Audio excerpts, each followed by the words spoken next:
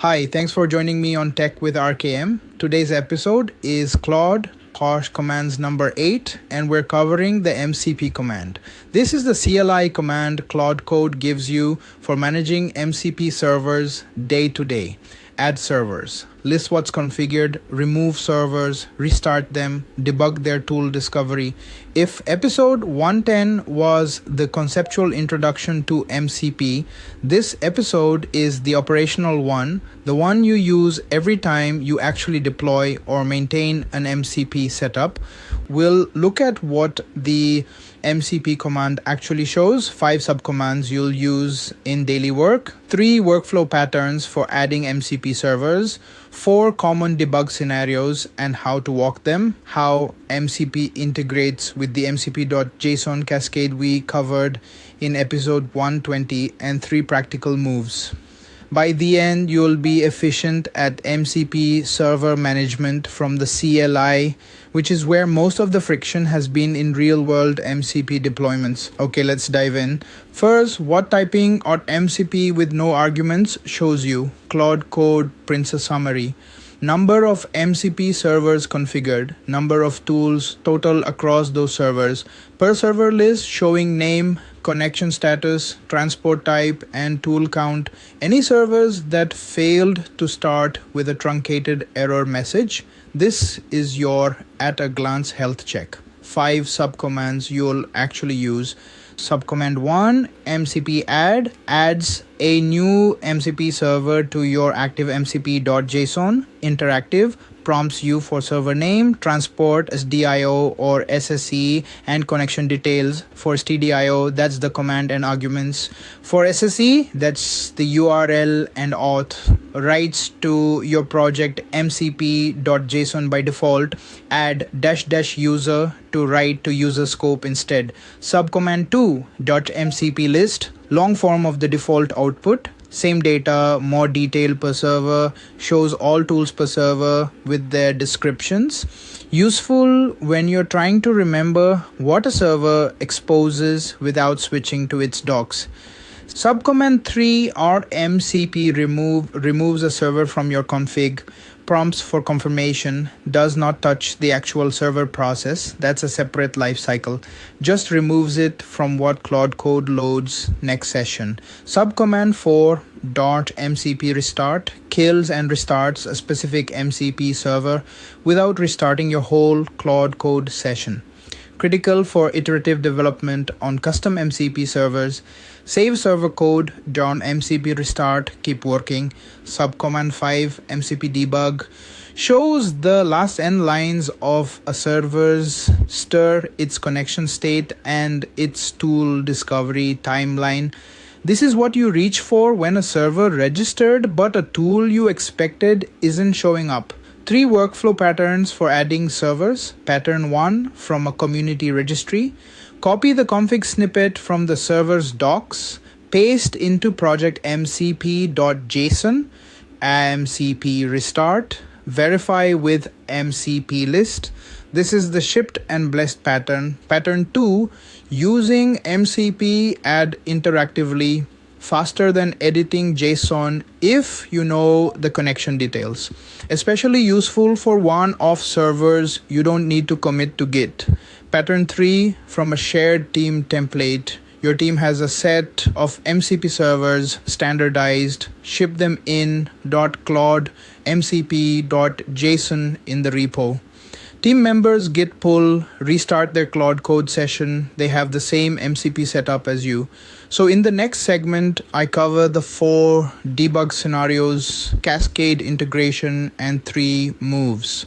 Okay, 4 common debug scenarios. Scenario 1, MCP server registered but tool not showing. You added the server or MCP list shows it as running, but a specific tool you expected doesn't appear in Claude's available tools.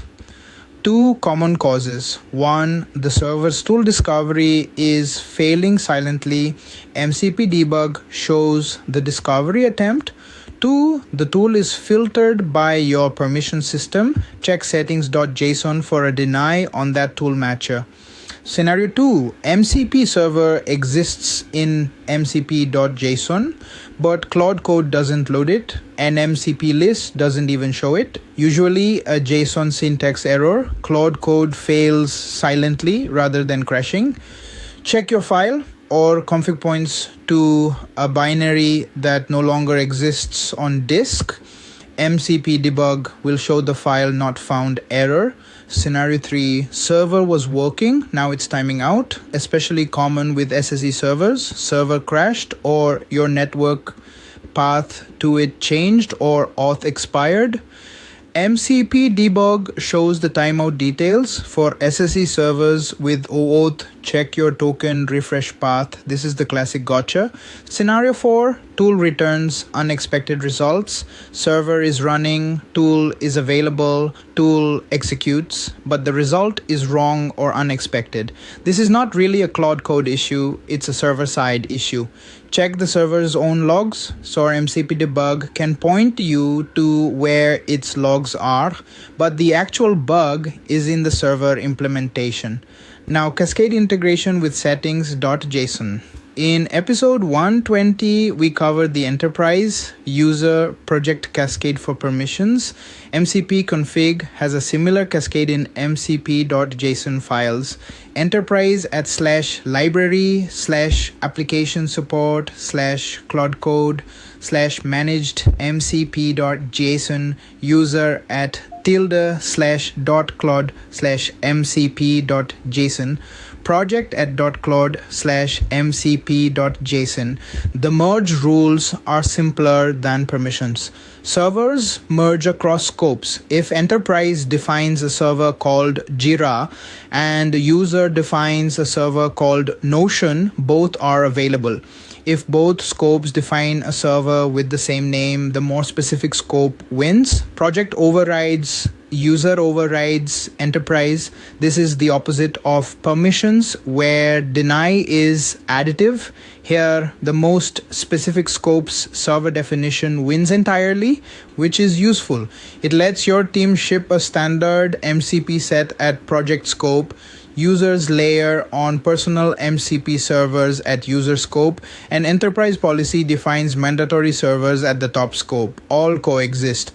3 practical moves. Move 1, if you have MCP servers configured today and they were added by editing mcp.json by hand, replace that workflow with our MCP add going forward. It's easier and it validates inputs. The manual JSON editing is where most syntax bugs come from. Move to add MCP debug to your first troubleshooting reach when Claude Code seems to be missing a tool. Faster than reading through server logs cold.